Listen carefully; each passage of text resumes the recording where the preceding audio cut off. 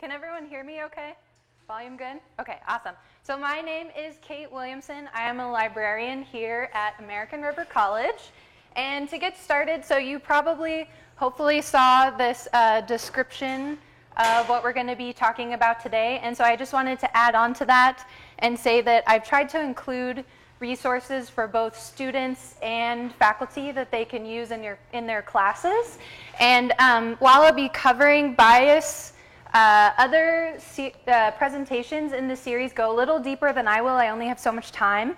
So I will be focusing mostly on evaluating information, finding credible sources, and how you can use the library. So to get started, I want to hear from you when you go to start your research or to find information that you don't know something about. Where do you usually go? Yeah, I saw. Quick. Google. Yes. So anyone else want to add on to that, or does everyone agree Google? Yeah, I'll pay you later. So also the library. But I think Google is probably the number one that we think of, including myself. I often start with the internet or Google. And so one of the things that we hear often in social media or in casual conversations is like, oh, if you don't know about something, just Google it. Just Google it. You can find all of the answers on Google. However, does anyone know who can make a web page? Yeah. Oh, I heard anyone. I saw a hand. But yeah, so anyone can make a web page. So we're getting these competing messages that, you know, you can find all of the answers on Google, but then things that you're finding on the internet aren't exactly trustworthy. So I have some funny little meme right there. But so that can be kind of confusing, where we're getting these competing messages. And so 2 years ago, with the rise of the issue of fake news, a group of librarians in the district decided to put together a website to kind of help put resources in one place to address this issue of spotting fake news. So I'm going to go to this website right now. So on the first page, it talks about, you know, what is misinformation, what is fake news. We have a definition of clickbait, where it's those outrageous headlines to get you to click on the articles. We have a video, why do our brains love fake news? And then on the second tab, how to spot fake news, we have some resources for what are things that you can look for when you're looking for fake news, and also, or to identify fake news, excuse me. We have a list of some fact-checking websites, so not just the library, but other organizations have tried to kind of address this issue. And so these are some websites where they'll look at issues in politics or issues that have come up where you see a lot of news articles and try to address, okay, what is accurate, what is perhaps fake? And then also there's some other resources down here. So I mentioned I have some resources for instructors. So this is lesson ideas and activities. And the first one is evaluating websites. So I really like this activity because I think it's something that can apply to a lot of different classes and can be adapted in many different ways. And so we're going to go through that right now. So often when I start this activity, I ask, when you are looking at sources such as websites, what clues or red flags do you look for to indicate whether the source is credible or not? Yeah, right there. Common signal words used in specific ideologies. So like words that may be a red flag because it's like more emotional or like triggering or things like that. Is that what you mean? Kind of. It's like certain ideologies have like certain buzzwords that we like to use. Yeah, so ideological buzzwords. What else? Does anyone else? Just say one side. If when you're reading through the article, it seems like it's only covering one side. Yeah. Yeah, that's great. Anyone else? When I know that sometimes source is more credible is .org or .edu or Yes, so the URL, if it's .com or .org or .edu. So does anyone know who can make a .com site? Anyone? Yeah, so just like a web page, anyone can make a .com site. Who can make a .edu site? Education institutions, so colleges and things like that. So that can be an indicator of credibility. Yeah, that's a really good one. Anyone else? Or maybe like the .gov. Oh, .gov, yes. So government websites can sometimes be more credible than .edu. So we look at, we'll look at the URL of the website. We'll look at the content and the language that's used in the website. What other things do you look for? Yeah. Yeah, so maybe it's kind of similar to taking one side or like making it seem like everything that they're saying is true. In the back. If there's a lot of banner ads for, I don't know, survivalist gear or something like that, I tend to be a little bit skeptical. Yes, so the ads can be, and that doesn't automatically mean that it's not credible because it has ads, but that can be a red flag to say, okay, what is the purpose of this website if we're seeing a lot of ads and things like that? Yeah, down in front. Also can look for it shows the author's information or background. Yes, definitely. So you want to see who created this web page. Is there an author listed? Sometimes with websites, it won't list the name of a person. It might have like a username or things like that. But yeah, who is it that created it? Yeah. Look for citations on the site, links to other reference sources, Yes. reputable organizations. Yeah, so definitely you want to see that the sources that you're citing have citations. So, and you want to kind of dig deeper and say who made these citations, where did they come from, things like that. So this is kind of a quick overview of some of the things that you can look for, but I want to go over an example of kind of the process that I go through when I'm looking at a site to see if it's credible. So one preface that I have for this is I usually do this in a computer lab where all of you would have computers and you would have time to look at the article. But in the interest of time, and also because you don't have computers, I'm just going to skip to the part where I kind of review the article and go over my process of going through it. So if I Google gun facts, one of the first articles that comes up is Gun Facts Debunking Gun Policy Misinformation. And so it takes us to kind of the homepage with information about the website. But for this demonstration, I'm just going to focus on the crime and guns page. And so if we're looking at this page, it's broken down into myth, and then it has facts and other facts following it. So already when I'm looking at this page, gun control is a really complicated issue, and it's something that I would be dubious if it can just be boiled down into myths and simple facts. So already for me, that would be a red flag about the site.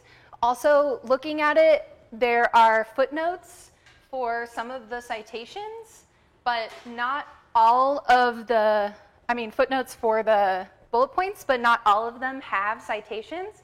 And to me, that's a really big red flag. That's problematic. That, it says 71% of gunshot victims had previous arrest records, but there's no citation with that information. So if we click on one of these citations, it takes us to this big list of sources. So how we mentioned we want to see sources, that's really good that there are at least some citations. But as I'm looking through this, I'm seeing, okay, 1994, 97, 98, there's one from 88. So when we're looking at these sources and we want to find current facts about gun control, this isn't going to be very current. A lot of these resources are actually pretty old. While there is a mix, there's some more recent ones. A lot of them are from the 90s or early 2000s. But when we're up here looking at the information itself, there's no indication whatsoever which years that information is from. So to me, that is a huge problem. Even though it's citing its sources, it's being presented in a way that could be considered misleading without putting the context of those facts. So for example, if I said 26% of all retail businesses report keeping a gun on the premises for crime control, but then I jump down to number 16 and I see that it's actually from 1969. That's pretty old. So So you might be thinking, okay, well, there are some current ones in here. Maybe I'll just use the current source. But then I would say definitely go to that source. Don't use the bullet point that's in this web page that we've already identified as problematic. So one thing you can do, this doesn't link to the sources, but it does have the citation. So if I Google ARC library, so on our library website, we have a search box with resources, and I can take that citation and just paste it into the search box. And then we can find the article that page was referencing. You can read the full text of that article because you are an ARC student. You have access to this. And then also you can get the context of that fact. So I know when you're writing papers and you just need that one quick quote or quick bullet point, a list of facts can seem very enticing, but often you want to have the context of those facts. And so you want to see where did that information come from and get down to the source of that statistic. So the library can be one place to do that. So I could go further into this and talk about, we mentioned have an author. There isn't an author listed for this page, but there is one person who created this page. If you dig a little deeper, you can see he's the editor and the creator. If we go a little bit further, we can see that he's written a lot of like opinion type articles, and even though it says we are neither pro-gun nor anti-gun, most of those articles are leaning pretty heavily pro-gun. So this site, if you dig a little bit deeper, we can see that there is some bias that goes into it. So that was a quick overview of this page, but I was able to look through it and identify, okay, this is something that I probably wouldn't want to use for research or for my information that I'm taking other places. So the things that we discussed earlier and what I just did with this article can be summarized in the CRAP test. Has anyone heard of the CRAP test? A few people? So if you went to the, viral memes, and on fake news and viral memes on September 25th, they did also talk about the CRAP test in that presentation. But basically, this is a list of criteria that you can use to be able to determine, okay, what do I want to look for? What are some things that I need to determine if something is credible? Is it two? Okay. So most academic libraries have had resources like this for a very long time. ARC is called How to Evaluate Information, which isn't nearly as catchy as the CRAP test. But this is something that libraries have been a big part of, and we've had this information because we want you to be able to evaluate information. But I want to jump into another example. So here I have a list of more news articles. So the GunFacts website wasn't necessarily the most current news, and clearly with its citations was not very current. But these are more like weekly headlines that you might see in the news. So the first one is, bombshell Christine Blasey Ford's letter to Senator Dianne Feinstein revealed to be a total fake. So that's a pretty bold headline. We see literally some of it is in all caps. So in this case, rather than trying to dig down in to see what were their sources, who wrote this paper, I'm just going to go to the web and see what other news organizations have written about this topic. So when I do a search, I can see here in the URL, one of the first resources is politifact.com. So that was one of the fact-checking websites that I mentioned that was listed on the librarian webpage. So we can already see just from the title, it says, no, Christine Blasey Ford's letter wasn't written by someone else. So really quickly, we were able to jump to the web, have that headline, and identify, okay, here's a source saying that is inaccurate information. And so if we click on here, PolitiFact has little icons to indicate, and this one says it's pants on fire.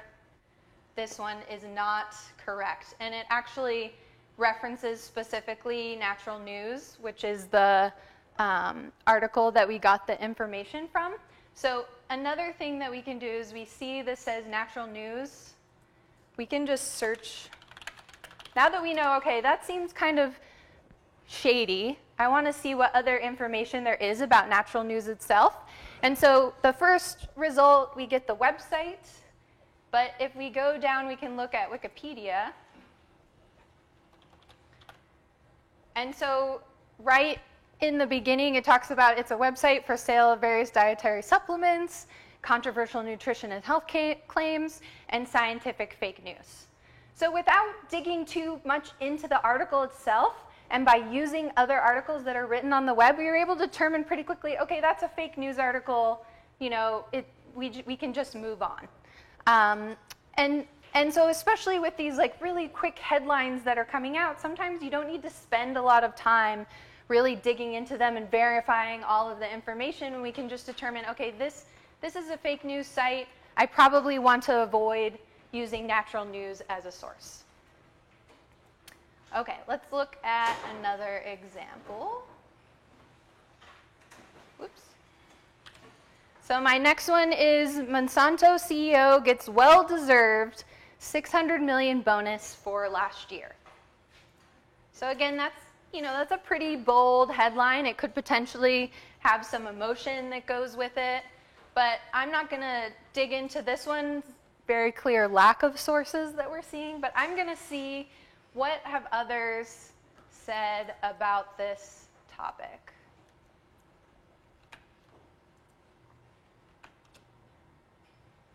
Okay, so we see the article from World News Daily Report, and then we go down, and this one, so Bloomberg, that's a business publication. That's something I'm familiar with. So I'm going to click on this one and see what it has to say.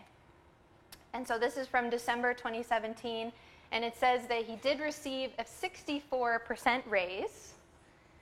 But if I scroll down, it actually breaks it down into a $6 million bonus, not a $600 million bonus, which is a big difference. And so already there's cracks in the article that we were just looking at. We're finding conflicting information. So if I go back to the article itself, then we can say, okay, let's see what this publication is. Let's get a little bit more information. And actually on this one, it doesn't have its name at the top. We have to go down to the very bottom, and I know that's really small. But it says, World News Daily Report assumes all responsibility for the satirical nature of its articles. So if it says that it's satirical, does anyone know, what is a satirical site? It's fake, yeah, so it's not real. Usually satirical means that it's trying to be funny or make fun of something by having extreme over-the-top information that is clearly not true. But in this case, even though it's saying it's satirical, when you're looking at the article itself, it doesn't necessarily seem all that funny or satirical. So if I look up the web page itself, and this one has a confusing name because it's World Daily News Report.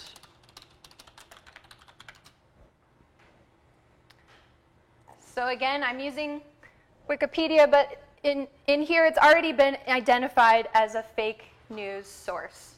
So we were able to kind of, get some quick information about this website and determine pretty quickly, okay, this is a fake news article. I don't need to spend my time, researching it, seeing what the sources are, digging deep into it. We can say, okay, this is fake. We're going to move on. Okay, so I have one more example. Hang with me. I said the EPA is now allowing asbestos back into manufacturing. So that, again, can be, elicit some emotion. Most of the time, the associations with asbestos are not good.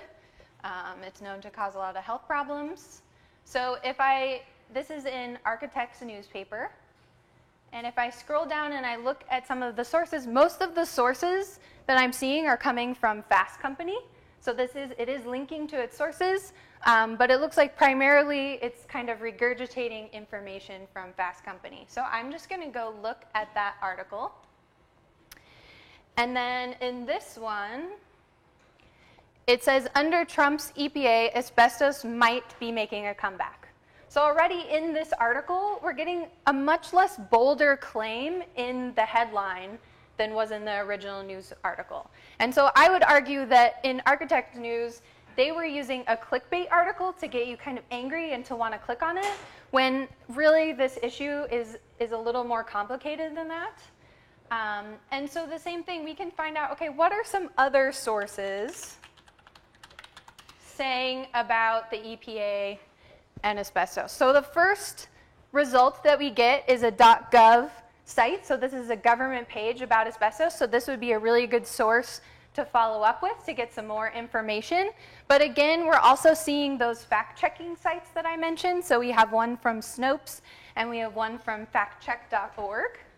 So if I click on the Snopes article, it says, is the EPA allowing for the approval of new asbestos-containing products? So this is slightly different than the article we were looking at, but it says that this is mostly true. But then it says there is false as far as the agency legally defines as new uses, because technically some uses were never banned. I know I'm summarizing this really quickly. But if you go into fact check, so then it says, did the Environmental Protection Agency change its rules to allow companies to use asbestos in manufacturing? And this one is saying no, that is not accurate information. So I wanted to show this example because even though we have these fact-checking sites, issues aren't always going to be as black and white in the first two examples where it's like, okay, these are fake. They found that they're fake, we can move on. This issue is more complicated, and so we have to look at the nuances of the issues even when we're looking at these fact-checking sites to see, okay, what is really going on with the EPA and asbestos? And so even if we scroll down, we can see, there's an article from the New York Times that would be good to look at because we know, okay, that's a reputable source. And so with this issue, it can't be something where we just look at the article, move on. We just look at that article and we use it and it's okay. It's a little more complicated. But I would say for the architecture newspaper article, if that's something that you're going to, share on Facebook or share in social media, this headline could potentially be misleading. And we've already determined that by looking at what other sources have said about the issue. So even though Architect's Newspaper is not a fake news site, it's a fairly credible organization, but when you're just looking even at the headline, you want to be cautious about what you're sharing because there are nuances to issues that may not be reflected in the title. Okay.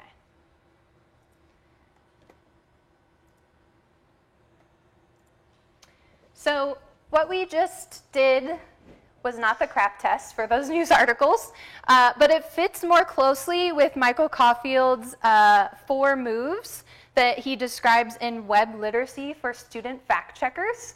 So one of the first things that he recommends is to check for previous work. So in the case of the EPA asbestos example, we wanted to see, okay, what other news organizations have written about this topic? And then even with the first 2 examples, when I went and I Googled, part of the title to find other articles on that topic. So you want to see, okay, did a fact-checking organization already mark this as fake news? Then you don't need to spend time digging into it like you would with the crap test to determine what is the purpose, what are the sources, things like that, because you can move on from it and move through those a little more quickly. And then he also recommends to go upstream to the source. So again, with the GunFacts website and also with the EPA asbestos example, we clicked on those sources and we looked into what are those sources and would they be a better use than the article that I'm looking at. So sometimes mining the sources and seeing where they're coming from can be really important to determine if something is trustworthy. And then he also recommends to read laterally. So this means to check the site itself. So when we Googled natural news, when we Googled World Daily News Report, we were checking what is this publication, is it a credible site? And we were able to determine pretty quickly, okay, these sites have been identified as fake news. This isn't something that we want to use. And then he also recommends to circle back. So that means if you've kind of gone down that rabbit hole of checking the sources, checking the publication, it's getting a little muddled, go back out, start a new search, and look for some different sources, maybe with better search terms than what you started with, to be able to find different information. So I didn't necessarily demonstrate that one, but I did show where we searched EPA asbestos to find other sources. And I could have a whole explanation about search terms and how those are important, but I only have so much time. So these are moves. These aren't steps. You don't have to take these sequentially. But depending on what you see in the source, you can choose, okay, do I need to follow up with the sources if it has them? Or should I just immediately go check to see if that publication is credible or not? And you can use the clues in the resources that you're looking at to choose which move may be the most efficient. And this is something that takes practice. It's not going to happen overnight.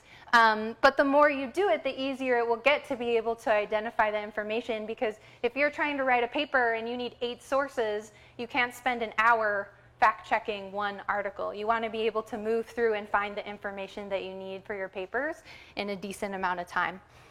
And so Caulfield's last note is more advice. But it does say check your emotions. So if it's something that makes you angry, or if it's something that you think, okay, this is definitely true, like everyone should know this. Why doesn't everyone know this? This is definitely something that you want to fact check. So before you share on social media, before you send it to your friend, take some time to look at that news article and determine, okay, is this something that is accurate that I'm willing to share and kind of stamp my name on as I share it. So we talked a little bit about satire sites, and I want to expand a little bit more on the difference between satire sites and fake news sites. So satire it's meant to be humorous or make a statement by using exaggeration, and these are some well-known not fake news, satire sites. So has anyone heard of The Onion? A few people. So this entire website is a joke. They just make up completely blatantly outrageous articles to kind of just prove that they can, I guess. I don't know. And so it's meant to be funny. If you dig into this and you start looking at multiple articles on the site, it will become apparent that they're making extreme claims that they have no grounds for making just because they can. And if you look in their description, it'll say that they're paying for big oil or something like that. They have some crazy stuff. But some articles in here have been picked up by other countries and mistaken for real news. So it's worth mentioning. And then with fake news sites. I have a question. Oh, yeah. When you took us to the World Net Daily, Yes. I didn't pick up satire at all Yes. from that website, even though they claim to be. Yes. So he's saying that, the World Daily News Report said it was satire, but it didn't seem like satire. Whereas The Onion, when you're looking at those articles, it's very extreme. And that's where I would say the line between satire and fake news can be very blurry. And often with fake news sites, they get identified as fake news sites, and so they take them down, and then they'll just post a new website with a different name and a different URL. But also some sites are hiding behind saying that they're satire when really they're just spreading misinformation. And so Snopes and Wikipedia has tried to make a list of some known fake news sites, and World Daily News Report is on those lists, but then they self-identify as satire. So there is a distinction in what these different types of sites are, but it can often be blurry, especially as the sites themselves claim to be one or the other. I have hyperlinks for these, and so you can always look at these on my slides later, but I just wanted to discuss that distinction because it's kind of confusing. So I also want to talk about the distinction of fact versus fake or truth versus lies. So in the first two news examples that I gave, they were fake. It wasn't accurate. But in the EPA asbestos example, it wasn't just that, oh, this is fake and this is the truth. It's a more complicated issue than that. And I would say most of the time, what you're going to find isn't going to be just fake or just true. Especially with misinformation, sometimes there will be kernels of truth that have been represented incorrectly. And PolitiFact and some of the other fact-checking sites will have like a range to say, okay, you know, this is true, maybe it's only half true. But I would say even this range is an oversimplification. So you still want to be careful when you're looking at those fact-checking sites. Although, you know, if it's saying pants on fire, this is false, probably don't need to spend your time on it. But I wouldn't say, okay, well, PolitiFact said this is half true, so this part is definitely true. You'd want to explore the issue a little bit more and find other resources. And so in the library, we often use the terms credible or appropriate for academic use rather than this is fact and this is a lie. Yeah. So there is PolitiFact that is a fact-checking website, and there's also ones like Snopes, and I'll have links to these that you can follow up with too. Yeah. Does that answer your question? Oh, I'll talk about that later, don't worry. Yeah, so I'll have links to this and I'll discuss where you can find them at the end. But for now, I want to change gears a little bit and talk about the library. I am a librarian, so I'm going to sneak that in. So one of the main missions of the library is information literacy. And the American Library Association defines this as a set of abilities requiring individuals to recognize when information is needed and have the ability to locate, evaluate, and use effectively the needed information. So that was a mouthful, but basically that evaluate word in there is exactly what we're doing today. So this is something that librarians have been involved in for a long time. We've always been a part of evaluating information as well as helping you find those credible appropriate for academic use resources. And in a recent Chronicle of Higher Education article called How to Teach Information Literacy in an Era of Lies, it says, start by talking with some experts, librarians. So I like that quote because it's not just me saying I'm an expert. There are other organizations out there to say, hey, this is something that librarians can help you with. This is what we're here for. So one way that we can help is we can come into instructor classes and specifically talk about all aspects of information literacy, finding resources with the library, evaluating information, identifying fake news. And so your instructors can request an orientation and we can come in and we can tailor it specifically to the assignment. So remember I mentioned I'd talk about instructor resources. So this is one where we can come in and help you with your assignments and help you find sources, and we can even help you with your citations as well. But we also have 4 credit classes. So Introduction to Library Resources is a 1-unit online course that you can take that will get you started with all of the resources that the ARC library has. This is a really good introduction if you've never used the library before. This can get you started. And then library research and information literacy. See, there's information literacy again. This is a 1-unit course, also online.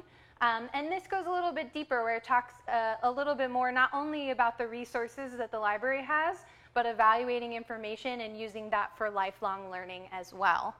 And then we have a 3-unit course, Library 325, Internet Research Skills.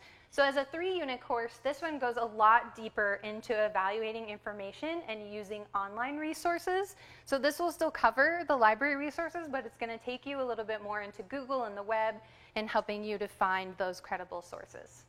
So if you don't have room in your schedule for a 4-credit class, we also have the ARC Library Research tutorials. So these are in Canvas. You can self-enroll, they're self-paced. They're going to really just get you, started with what the ARC library has and what resources we have and what librarians can help you with. And I'll have the URL for that. I have a little piece of paper that will have that so you can sign up through Canvas at any time. All right. So earlier I mentioned OneSearch. So this was that search box on the library homepage. So this is a collection of databases that the library has. And let me just go to the library webpage.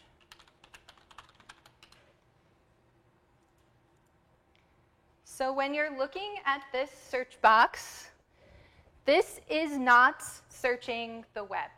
So if you search in this box, you're not going to get the same things that you're going to get if you use Google or the search box on top.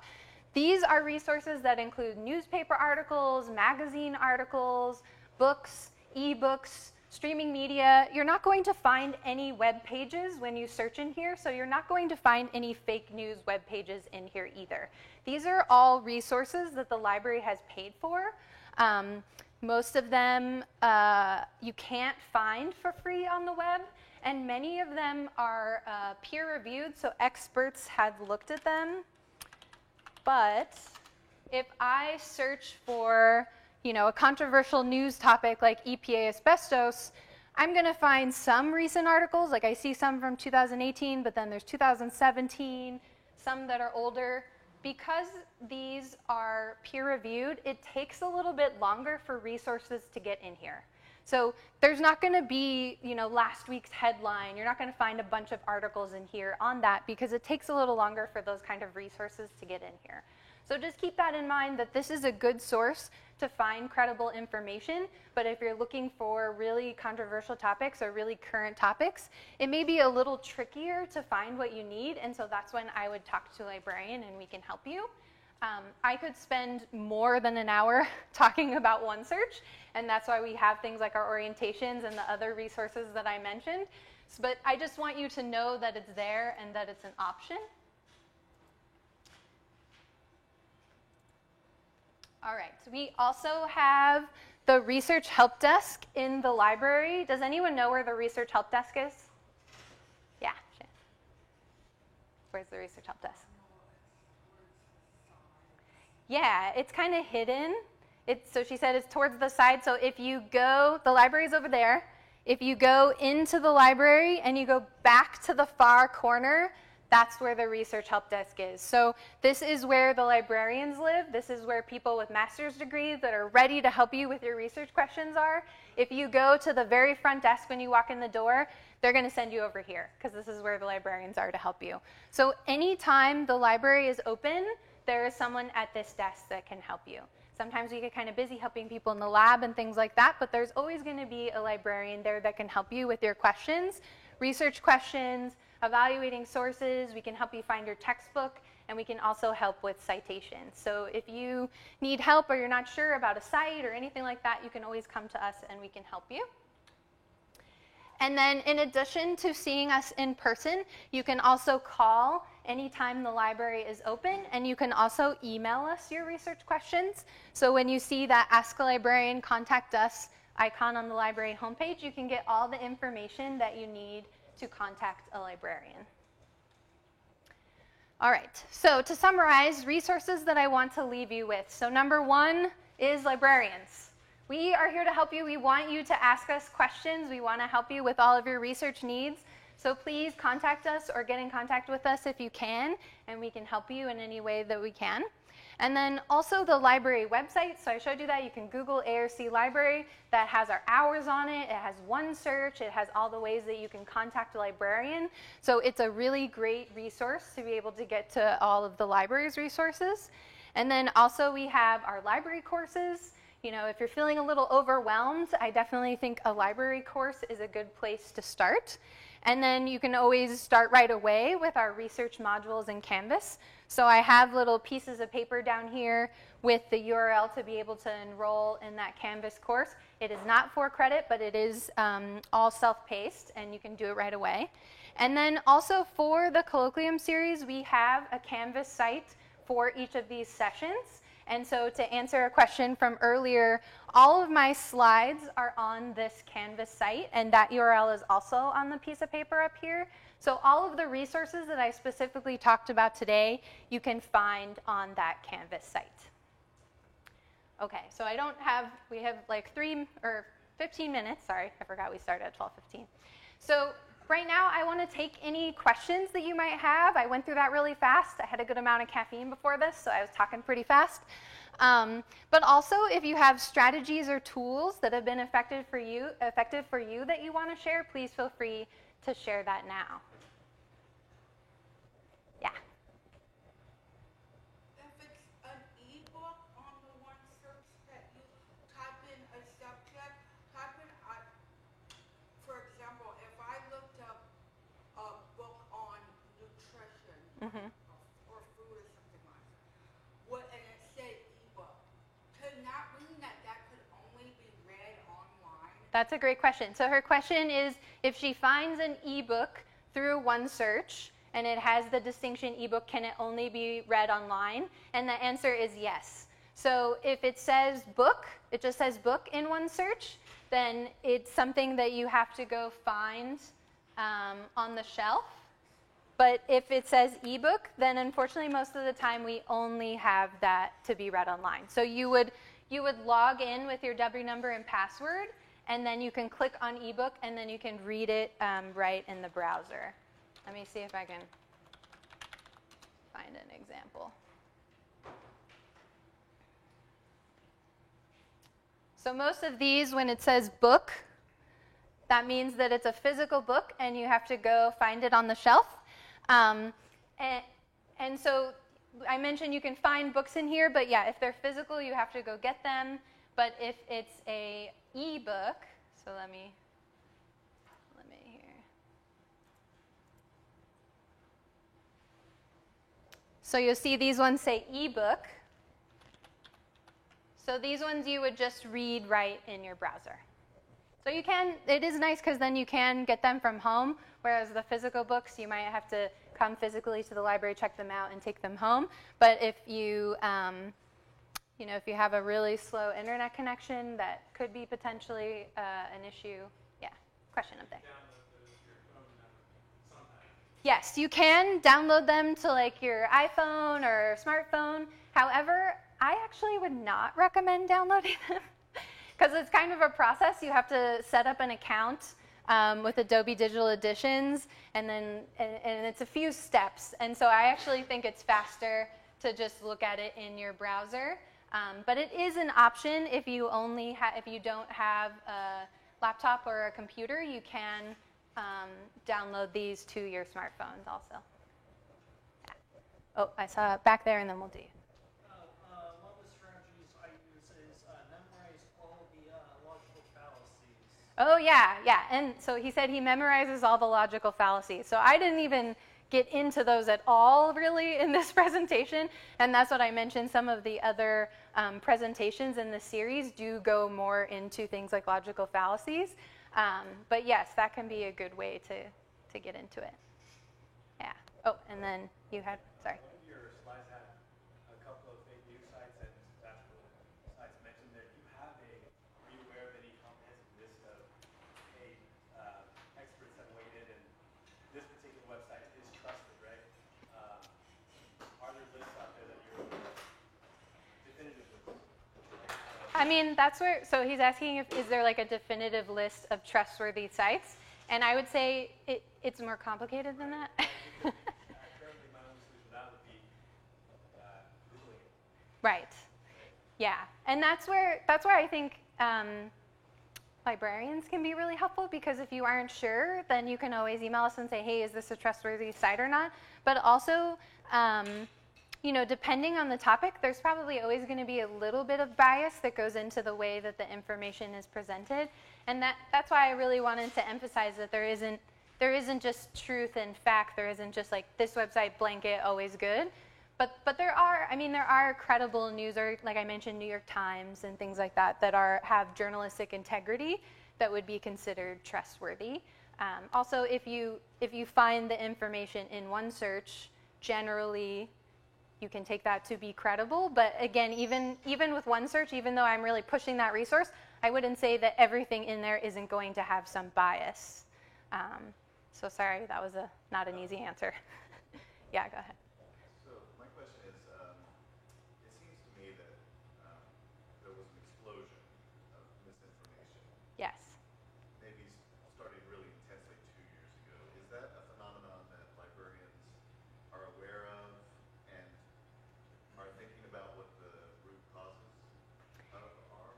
I think at this point it's so quick. So he was asking what maybe is the root of the extreme increase in fake news that we saw about 2 years ago. And I think at this point we're just trying to keep up. Honestly, I'm running full steam, keeping up with all of the things I want to do for students and things like that. So we do have some conferences and presentations where that's definitely a hot topic of discussion. But I think I don't have a succinct answer. I'm kind of sidestepping, I guess. But yeah, I think that's something we're definitely looking into, but we don't have answers. The thing that you mentioned about clickbait, I mean, I've heard that term before, but I don't think I thought about what it means so much in terms of money. Yes. Because, I mean, why would WorldNet exist? Is it just to get people angry enough that they come and visit, and then somehow that gets monetized? Is that? Yeah, I think.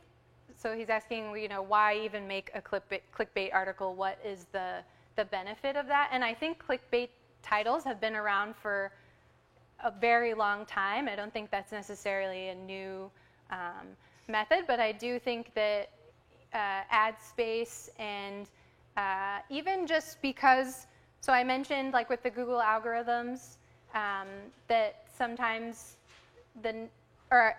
with the Google algorithm, sometimes the number of clicks that an article gets can raise it in the algorithm to give it more distinction.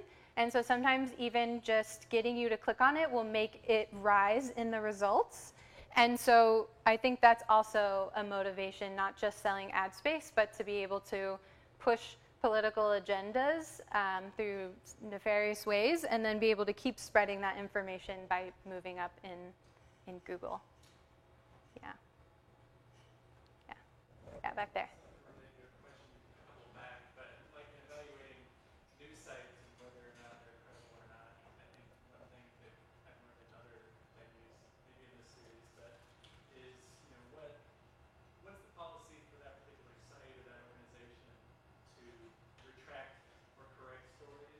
Yeah. The New York Times and all the main organizations have a method for retracting stories, and they call it policy, generally speaking. Most of the fake and clickbait kind of sites, you're not going to see them retracting headlines or clarifying or anything like that. So if you dig a little bit deeper into the site and look into their policies a little bit, you might get a little more sense of whether or not that's legitimate. Yeah. So I think you have a good point that credible news sources, even then, they're not going to be 100% right all the time, but they will publish retractions and say, ooh, we said this, but we learned later that was actually not quite accurate. And so we're going to put that information out there and let you know. It's not always going to be, super prominent or easy to find, but that can be a way to know that, okay, this is something that at least is keeping up with what's credible. And I would add that for Google, there isn't like someone sitting at a desk at Google headquarters saying like, this is credible, this isn't credible, this is credible. It's a very complicated algorithm that involves many, many steps, and ultimately it's a computer that's giving you your results.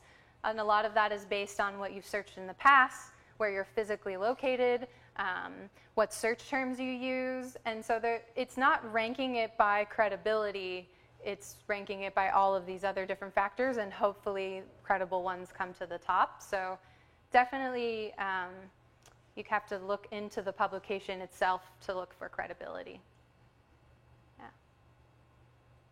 Any other questions or comments? I think we might be ending early. Okay, well, oh yeah, go ahead.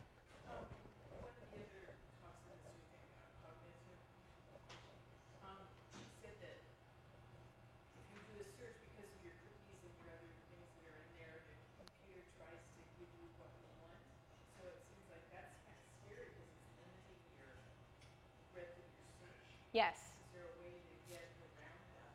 Yeah, so she's saying that like when you do a search, it's tracking your cookies, and then it's using that to give you the search results. And so if you use, like in Chrome, they have incognito mode, and there's other web browsers like DuckDuckGo that supposedly doesn't track you. But also, I would just recommend, clearing your cache and cookies in your web browser, and that can be a good way to kind of help reset. If you're logged in to Chrome or you're logged into Firefox, it's a little bit harder because it's going to track you across different computers and different browsers. But definitely clearing that cache and cookies can help. But that's a small piece of the algorithm, is your past search history and your physical location. It does affect your search, but also parts of it are, you know, the number of search terms in that article, the number of times other people have clicked on that article, the number of times that article is linked in other articles, and that's kind of an oversimplification of it. So you can only handle so much when it comes to trying to figure out the Google algorithms, but I think having it in the back of your mind is important when you're looking at your search results. I saw a hand over here. Yeah. Another way to skip all that is to go into incognito mode, and it'll just act as if you're a new person. Yeah. So incognito mode is definitely an easy option to use to kind of clear out that tracking. But you know, I think those are kind of little steps that you can take, but it doesn't automatically mean, okay, now all of the search results I'm getting are credible because I'm in incognito mode. It's just not tracking you and using that as a factor. Yeah. You know, I have a teenage son. They spend all their time in front of YouTube. That's kind of where they get their news and media on. Yeah. And then I was reading recently that within YouTube, you know, you watch a video, then you see recommended videos, right, running on. And the way YouTube's algorithms are set up is they almost always generate a little bit more of an extreme version of what you're already watching. Yeah. So if you're kind of looking at like political stuff and those kind of things, just be aware that the sort of recommended video is probably going to try to take you a little bit further down the same road you're already on. Yeah. So it's not the best way to kind of get two sides of an issue is to kind of follow YouTube suggestions. Yeah, so YouTube has its own algorithm in the videos that it's suggesting that, you know, each of these entities like Facebook, Twitter, YouTube, Google, Yahoo, Bing, they all have their own algorithms that they, you know, guard secretly of how they give you your results. And it's not going to be based on credibility, because that's something that's hard for a computer to identify, although they are trying. So yeah, definitely with YouTube, I have seen it get very extreme in the suggestions. Even sometimes we'll have, you know, we have some of our ARC library videos on YouTube, and I'll look at the suggestions. I'm like, oh God, why are these here? But you know, YouTube has like their TV channel now and stuff. I think they're trying to try and grasp at some credibility. But the other thing I would add too is that, you know, anyone can make a web page, but then anyone can share a web page that anyone created through social media. So there's another extra layer that goes into it when you're getting your news from social media type sources.